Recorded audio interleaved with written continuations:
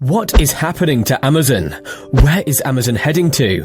You probably must have heard such kinds of questions raised by many e-commerce loyalists or people who keenly follow the economic progress of the world's largest business. Yes, Amazon's grocery business model is falling apart, and despite its global dominance with annual revenue of over $450 billion, it's time to tell it goodbye. Amazon has been struggling for a long time to keep up, but it seems there isn't any energy left anymore to continue the progress, and currently as I am speaking, it's faced with massive shutdowns and layoffs. Whole Foods, Amazon Go and Amazon convenience stores may only remain as a memory as they disappear for good. So, join us today as we seek to see what is making Amazon lose its sight.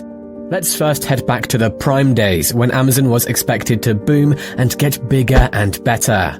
The company grew big and bold with its diversified brick-and-mortar strategy by operating lots of Whole Foods stores and opening dozens of cashierless Amazon Fresh and Amazon Ghost stores in years. Unfortunately, things didn't go well for this company as they never lived up to their expectations. Now, the question is, where did the rain start to beat it? This has left many wondering and, of course, clinging around with rhetorical questions, just like the ones I mentioned at the beginning of this video. Let's first answer the one I asked a few moments ago.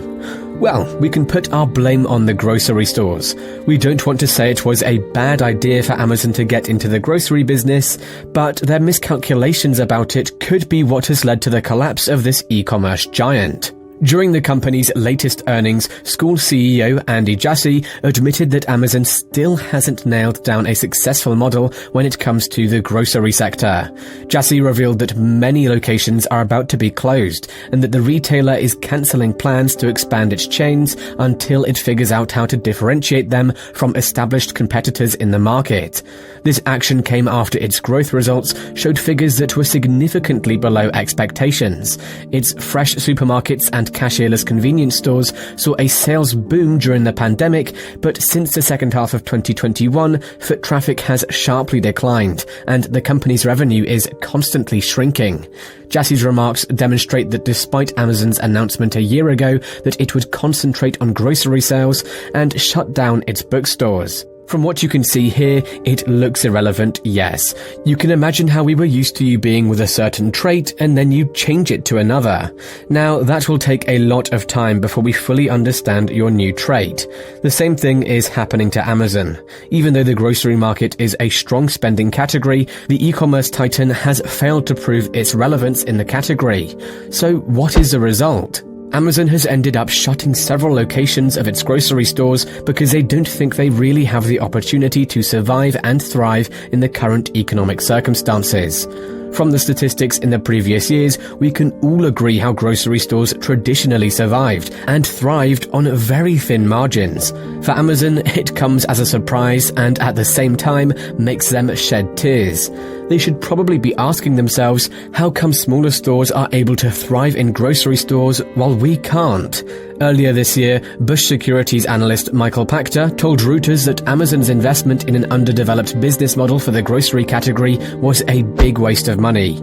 Actually, this was one very big lesson to remind them of how retail is a tough business, where no one just thinks is an easy ride. In contrast, the online shopping giant is now having to introduce several cost-cutting measures to its brick-and-mortar business.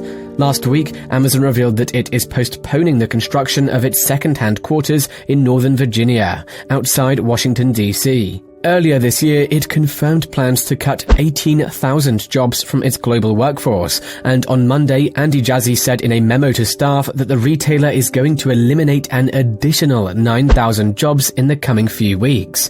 This round of job cuts would mark the second largest round of layoffs in the company's history, bringing the 2023 total to 27,000 people.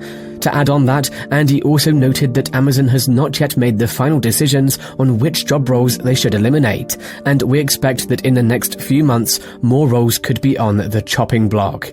In San Francisco, on April 1st, Amazon closed 1/3 of its Amazon Go stores, shuttering all locations, as well as in Manhattan and its hometown of Seattle. Currently, Whole Foods Markets, its natural and organic foods chain, is shuttering dozens of supermarkets in 4 states, with the affected stores located in Alabama, California, Illinois, and Massachusetts. These ongoing closures have been a result of declining sales and persistent underperformance. Amazon had reported that Whole Foods Markets are facing the highest quarterly loss in 7 years. Now, what was Amazon's biggest mistake? Its biggest mistake was not following up on its Whole Foods acquisition with any meaningful integration or expansion.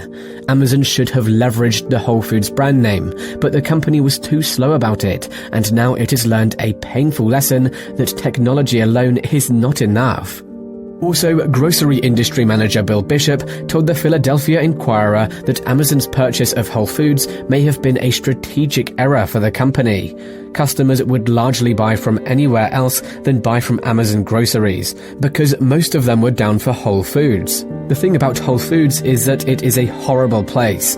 In fact, according to many analysts, Amazon's grocery business may not survive another 5 years, especially considering the threat of a severe economic downturn. In 2017, when the company acquired Whole Foods Markets, a purchase that then led to an influx of investment in the grocery delivery space while competitors strived to match the service, to greater prospects, its future didn't look that promising, because many mainstream grocery giants like Kroger use their buying power to compete with Whole Foods' niche, and the latter chain lagged very fast.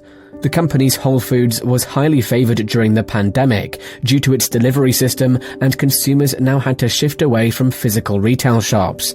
After the economy reopened, its brick-and-mortar sales fell by 16% and only went down further from there. The company's future is also affected by its reputation for buying and selling locals, an attribute that is appealing to Whole Foods customers. In recent years, the company has tried to maximize profits by shifting to a centralized purchasing model, similar to those that are in the mainstream supermarket chains. Consequently, this left less shelf space for locally grown or produced products, thereby damaging its reputation of being a business that stimulates consumers to support small businesses. The customer service also has a reputation of being surly, which undermines a justification for premium pricing. Competing against Walmart and failing to distinguish itself compared to companies like Trader Joe's and Target, which have built devoted customer bases for their private label offerings and already have consumers in their pockets, may undermine Amazon's grocery store chains sooner than the company imagines, particularly at a time when the average US consumer is cash-strapped and stuck to what they know and are familiar with. Amazon has a really poor competitive landscape in the food category, and it competing with readily established stores that focus on Whole Foods and food products alone is a bad idea. Its lack of distinguished branding or popularized private label products is a major reason for the company's failure. Also, it has a poor online product range that doesn't look impressive at all. People always want to go to some new store they aren't familiar with.